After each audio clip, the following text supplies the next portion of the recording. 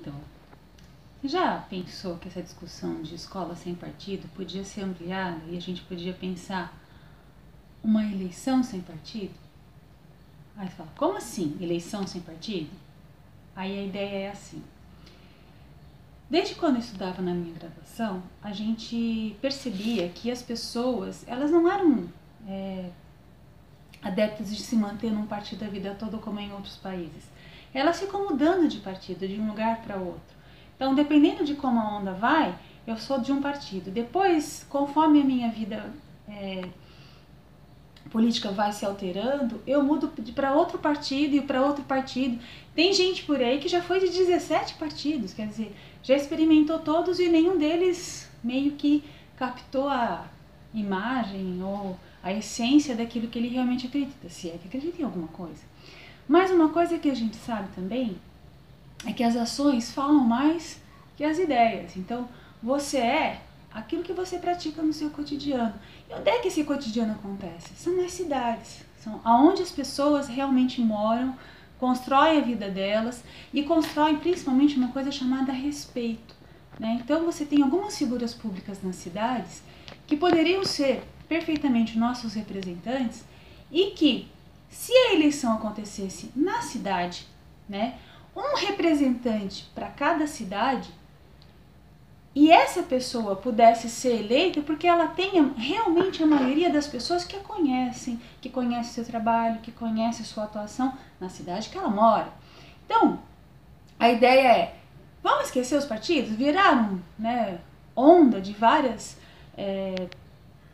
debates sobre é uma organização criminosa ou não é, ou todos os partidos estão contaminados. Sim, mas os partidos são feitos de pessoas e as pessoas elas se organizam dessa forma porque envolve muito dinheiro, porque as campanhas para um país como o nosso, elas são cada vez mais caras.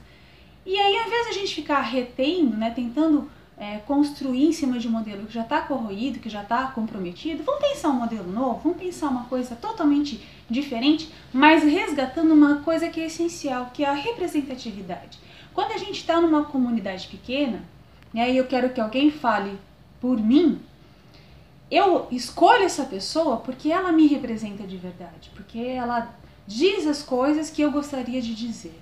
E isso a gente só constrói ao longo da convivência cotidiana. Então, a ideia é, vamos reformar a política como um todo? Vamos pensar assim, se a gente pegasse o estado de Mato Grosso, por exemplo, e a gente pegasse eleições que acontecem dentro das cidades, com as pessoas da cidade, e que elegem um único representante, que é o mais votado, por isso é sem partido.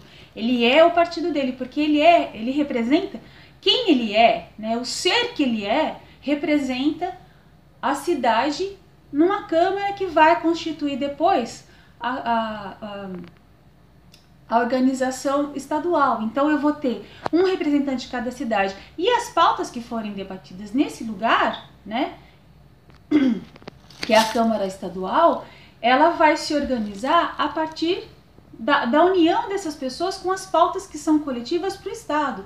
Então aquilo que for local se discute localmente, com os representantes da cidade, que são os vereadores.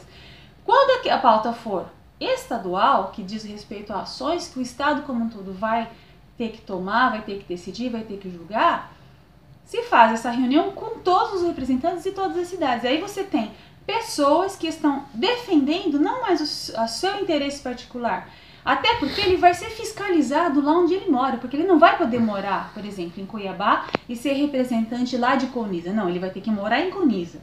E cada vez que tiver uma reunião, ele sai de Colniza e vai até Cuiabá para participar dessa reunião. E aí, ele vai chegar lá e vai defender aquilo que for melhor para a região que ele atua, para o lugar que ele vive, para as pessoas as quais ele representa. Então, isso inverte a lógica das eleições, inverte a lógica da representatividade e inverte a lógica daquilo que a gente parou de discutir, que são interesses privados e que são interesses coletivos. Você retoma isso. Aí você barateia as campanhas eleitorais, você barateia a relação, né, de fiscalização, porque são os próprios cidadãos das cidades que elegeu aquele representante que vão fiscalizar. E tem uma outra coisa, Se o cara tá a 500, tem 500 votos em Cáceres, não é a mesma coisa que ter 500 votos em Cuiabá, né?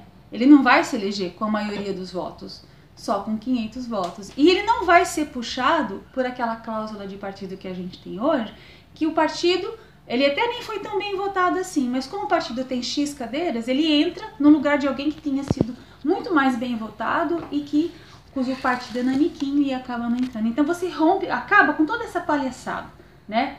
Entram, são eleitos e representam a cidade aqueles que a sociedade como um todo conhece essa pessoa, fiscaliza essa pessoa e vai poder votar e vai eleger o que tiver mais representatividade do ponto de vista de quem votou nele, né?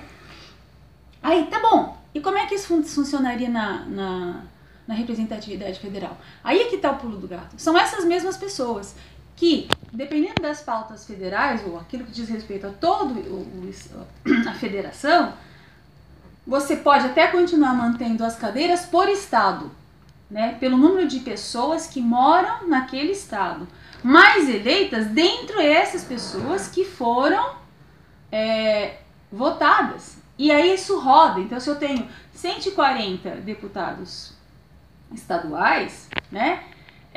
E tiver, por exemplo, 7 cadeiras, você pode, os 7 mais votados desses aqui vão para as reuniões, mas eles não vão ficar lá em Brasília, né? Eles vão ter que discutir essas pautas com as comunidades locais e vão para a reunião para votar de acordo com aquilo que foi discutido e acordado nas suas regiões. Então você muda a maneira de se fazer política e de se organizar as coisas.